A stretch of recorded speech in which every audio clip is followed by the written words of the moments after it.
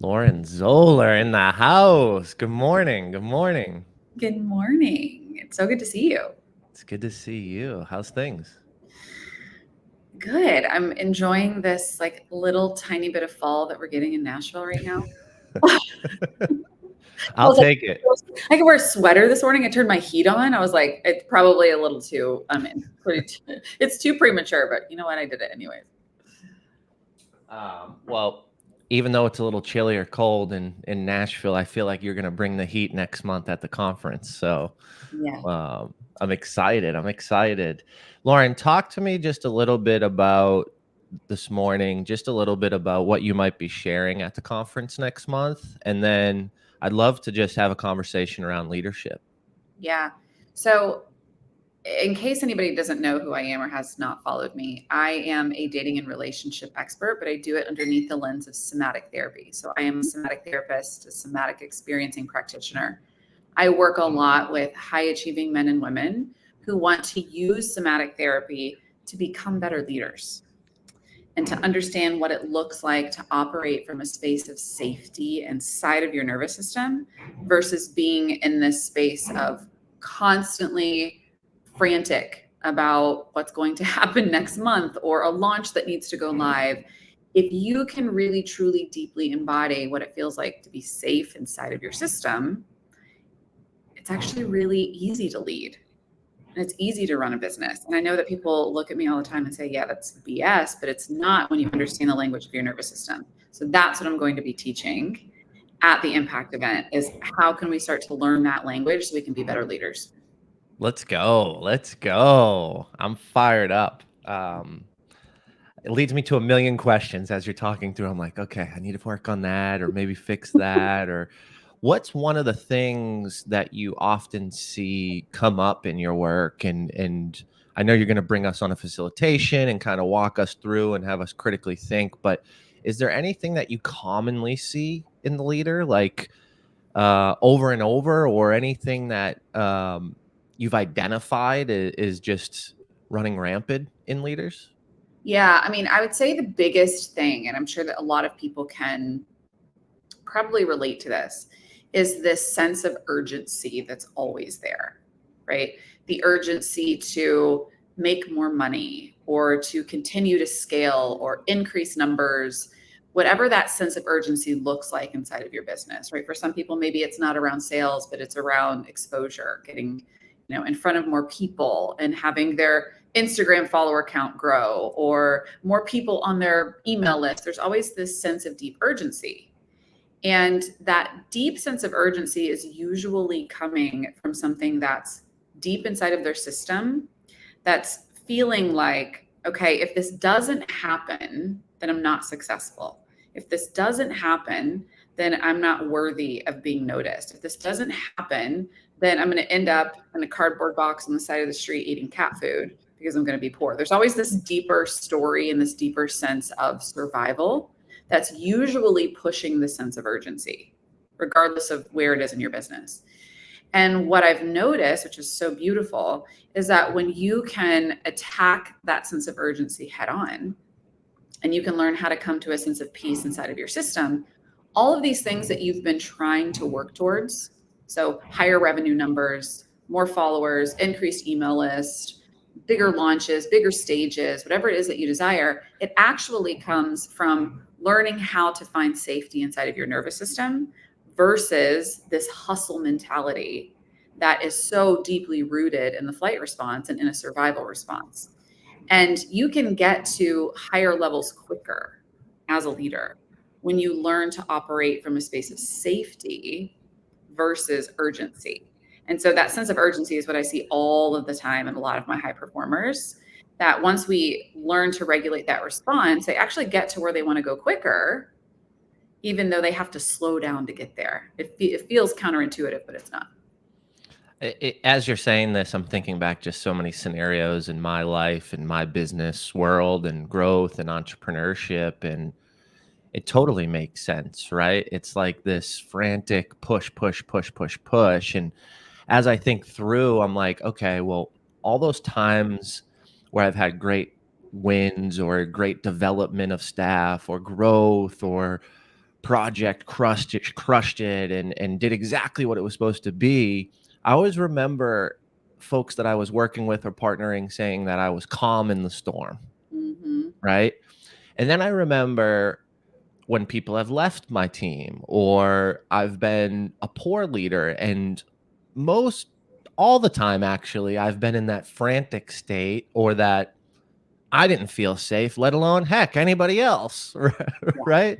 Yeah. And I think in those worlds, yeah, I've had success in both of those styles. I've had failures in both of those styles, but where you're going and what you're teaching, I can relate so deeply because I think it feels better for everybody, and everybody wins, and there's not this race, this level of frantic, uncontrolled chaos, Right. right? And Yeah. I think that's such a powerful experience when you focus on this. But I think for me, I mean, I just didn't focus on this for so many Mhm. years, Yeah. and that's why I'm so excited for you just to facilitate this experience with everybody, because it's going to bring back some of these moments where I think folks are going to be able to reflect and ignite this journey where they can become better leaders. Mhm. And that reflection point, I was on a radio show in Manchester, Tennessee last week, and the gentleman was saying how we're talking about the conference and impact. And he was saying the last couple of years, he's really reflected a lot and made a lot of positive change. And I think this is just such a key opportunity for most leaders and what you're bringing out of people to reflect on those scenarios where you were calm, you did feel safe, and you still achieved, and you achieved at a maximum level compared to those moments, situations, scenarios where it was that fight or flight and it was that rah, rah, rah, go, go, go. Well, what happened in those scenarios? Yeah, you may have hit the target, but did 2 or 3 team members leave? What did you sacrifice? Yeah. It's just such a powerful conversation. You got me going back like, well, I did it this way and this project and this, and my brain's just going. So thank you, Lauren. Thank you for Yeah. that. Well, and I think it's also, I mean, my goal is sustainability. Like, I want you to sustain your impact. I want you to sustain being a leader where, yeah, you can hit your goals with a hustle mentality. You can absolutely do it. But if you were anything like me before I found somatic work, I would hit my goals and then I would be in bed for 3 days because I was so depleted and so burned out and so exhausted. And I was just on this hamster wheel of constantly hustling and crashing, hustling and crashing. And that's just, I mean, it's just not sustainable. Your hormones are going to take a hit, your immunity is going to take a hit, your digestion is going to take a hit. At some point, your body and your relationships are going to break down because, and again, you can hit your numbers, you can hustle to hit them, you can do it. We all know you can do it. Like, there's no gold star for hustling to get your numbers. You can also not hustle and still have beautiful relationships and still have your health and still do the things that you desire if you learn how to operate from this space of safety versus hustle and fight flight all the time. It's um it's interesting under the leadership scope, right? Because we think relationships, we think dating, Mhm. but this work, these concepts, how you build any relationship with anybody in your business, right? And that could be what? Vendors, that could be business partners, that could be product placement, relationships, marketing, media, book launch, right? Like all those things do come back to what state you're in and how you operate and navigate the relationship, right? And like I've got a friend who is doing great things and crushing it, and business is, 7, 8 million, and the relationship is deteriorating, and he's always in a frantic state. So, for instance, why go have a cup of coffee at 9 a.m. on a Saturday away from my family to go into a situation where he's frantic and he's stressed, and that energy transfers to me, and it may not transfer to everybody, and I understand that, but for Jim Morris, that energy does transfer, and I do take on that stress and that emotion. And I asked him, I said, well, is it 10 million when you can have a cup of coffee on Saturday and not thinking about a meltdown or a launch or a product loss and he's like, the number used to be 5 million. Yeah. Like, you got to go talk to Lauren. But we do that, right? We create those goals and we keep stacking and stacking and stacking. And I mean, as you can see, it's just not going to work. And you're seeing more and more of that. And I think that's why your work is so powerful, because it's folks like you, Lauren, who get out and share and are vulnerable and talk through your experiences in a relatable way that there's deep resonance to the folks on the other side of the stage and in the attendees. And I'm just so excited about it because I know there's going to be so much movement that day, especially at your session. Yeah, I'm super excited too. And I think what you just brought forward too is really important, Jim, that we need to understand that, again, when your friend said, hey, it was 5 million. Oh, wait, no, it's 10 million. I mean, there's something to having goals, but if underneath it, we don't really know why we want it, and we're just doing it because we're operating out of this sense of survival, then that's when life starts to deteriorate. And it's like, why are we even doing this in the first place? Yeah. Which is just really scary. It's scary to see that, because I see so many people climbing, but there's no why behind it. And their whole life, their relationships, their health is taking a hit because of it. Totally. And it's the money can mask a lot of this, right? Oh, yeah. And it's like you use the money to extend the image, to extend the perception. And we know that in reality, it's a tough morning every morning when you look in that mirror, right? Yeah. And I've been there. I totally was there like 2.5 years ago, right? Like, I'm not out the gate completely, but that's why I surround myself with folks like you and, put on conferences, right? Because Jim, as the host, yes, Jim is learning too. Jim doesn't have all the answers. And if I can be that conduit and show vulnerability and bring in folks, speakers and facilitators and expert consultants like yourself that show that vulnerability and allow people to open up in that conference setting. I think that's the beauty in what we're building. And I think that's the beauty in the speakers and facilitators and partnerships like yourself, where you are going to break through that shell. You are going to break through that normal experience at a conference. You are going to get a little vulnerable. You are going to meet some folks and share in depth and really build this close-knit community.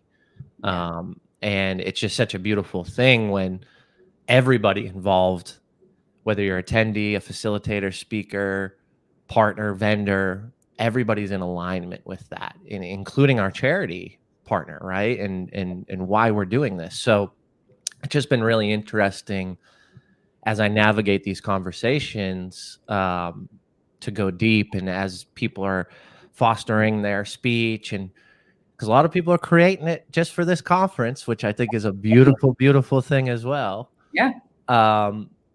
Really diving into those moments and that level of honesty so people can grow and can relate and think critically. Yeah. Lauren, in your career, have you defined leadership for yourself? Like, is there any words or qualities maybe that kind of come to mind for how you tackle leadership, how you look at leadership today?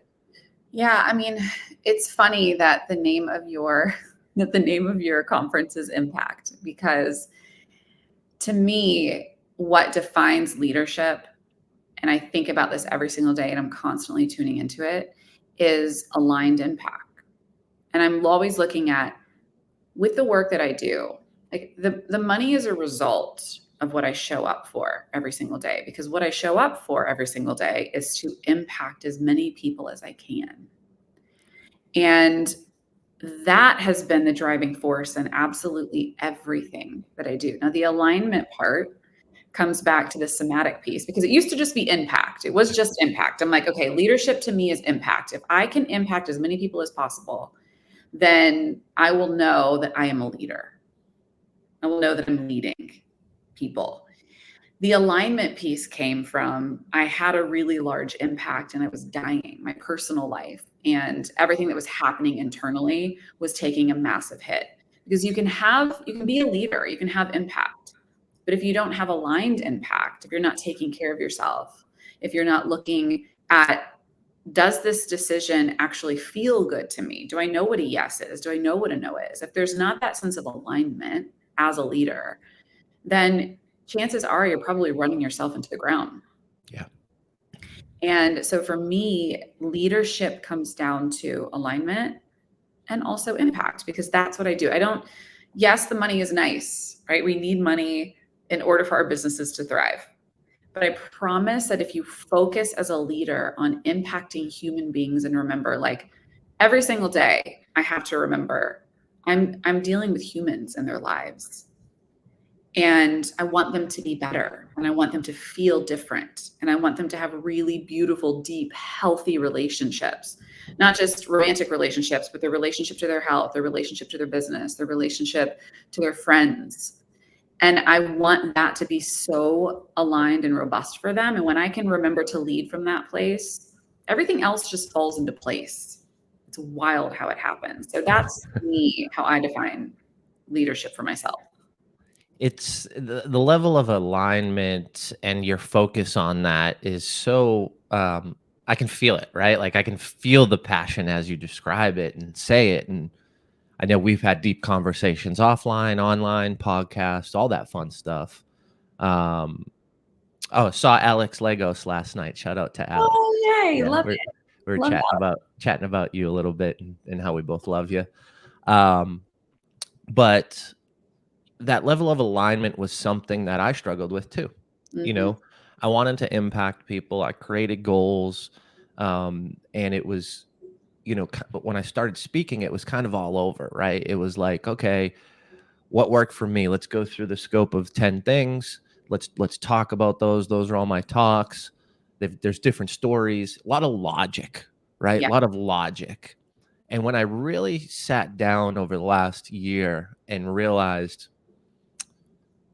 alignment has to start with human connection. It has to start with people who seek relationships, who understand value, who want that in their business, in their culture. And that's when I really started to make larger impact, almost when I niched down to that piece, because that level of alignment allowed me to go deeper with those folks because they could receive it deeper because we were aligned on that topic and that core understanding almost. So I can relate to you, and you're the first person that's actually talked about aligned impact in all the conversations I've had. And alignment comes up, but usually it comes up after impact where Yeah. you put it first. Yeah. Always. Um, and I think that's just such a beautiful thing. And I think that's a lesson that we can all learn today and take from is just that in itself of put that alignment first and everything else kind of follows, For sure. For sure. It's funny because I had a meeting with my team the other day, and we're getting ready. I have a membership program, and I'm launching a new like mini program inside of my membership program. And my team said to me, they're like, Lauren, you seriously over deliver on everything. Like, do you ever get exhausted? You over deliver.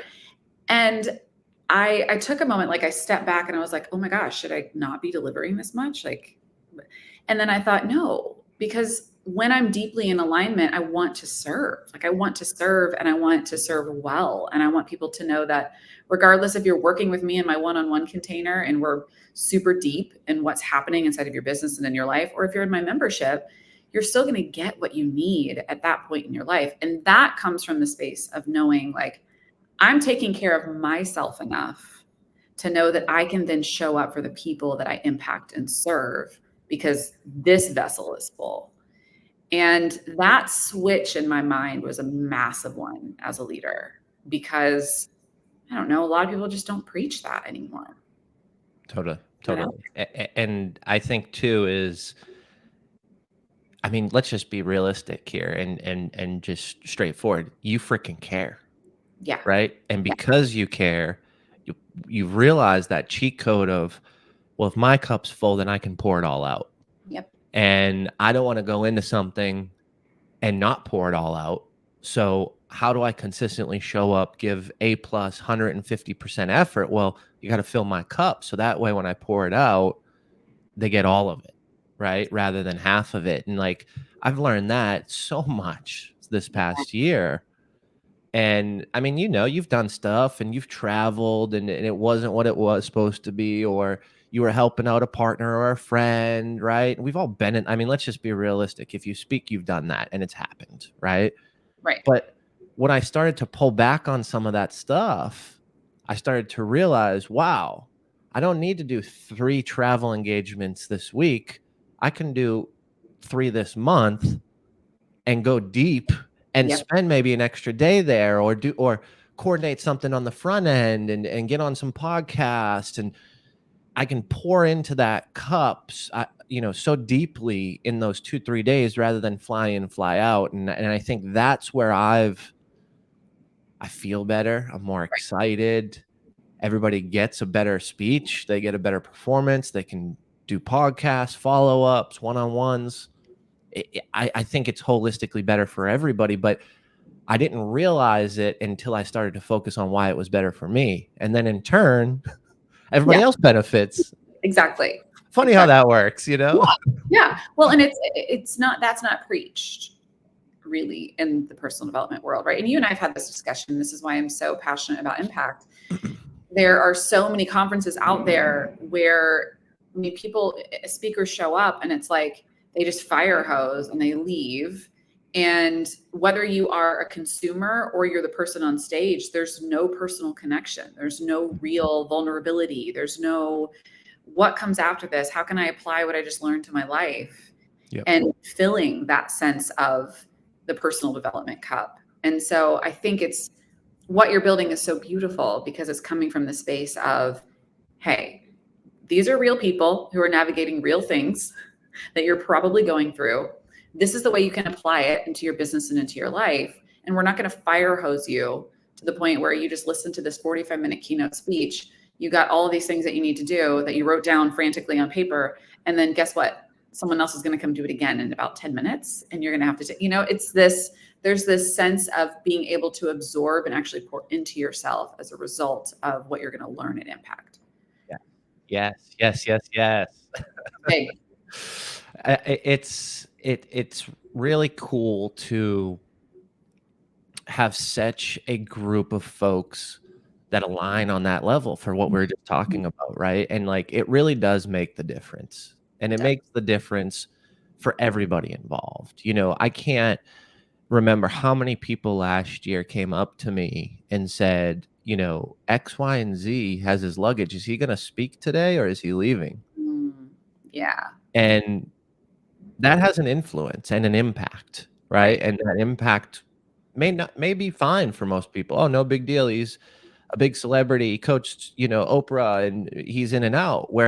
But it did have a negative impact on some folks, right? And that that affected the team, right? Because now the team is, oh, there's a problem, and now they need to go find Ashley, or and then Ashley's finds me, and I'm doing a podcast, and now there's 15 people worried that the speaker is going to leave, or Yeah. and it does have an impact. And that's the beauty, I think, in Impact Effect 24 this year, is everybody wants to be there. Everybody wants to spend time with the attendees. There's no one flying in and flying out. There's no one with luggage.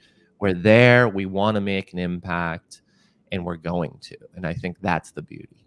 I love it. So I'm just excited, Lauren, for you to be there. I'm excited, for you to pour into the attendees and really create an aligned impact. So thank you for being there next month, September 17th and 18th. If you haven't grabbed your tickets, feel free to go to impacteffect24.com. We'd love to have you there. There's some remaining. I think we've got 28 tickets left. And we've got some super VIPs as well. So if you want to spend time with us in VIP, do some podcasts, create some content, feel free to grab that ticket as well.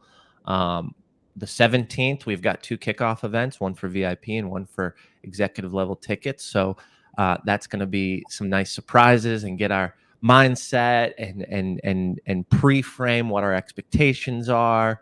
And then also too, and Lauren, I think we talked about this, but I'm going to be doing a couple webinars as we get into September to share with folks and attendees how to squeeze the juice out of this conference. Mhm. So, go follow Lauren, go send her a DM, introduce yourself, make sure you grab a photo so you can message it to her in 3 weeks with a follow-up question or thanks for that conversation. And, can you bring a camera? Yes. Can you bring, a wireless mic? Yes.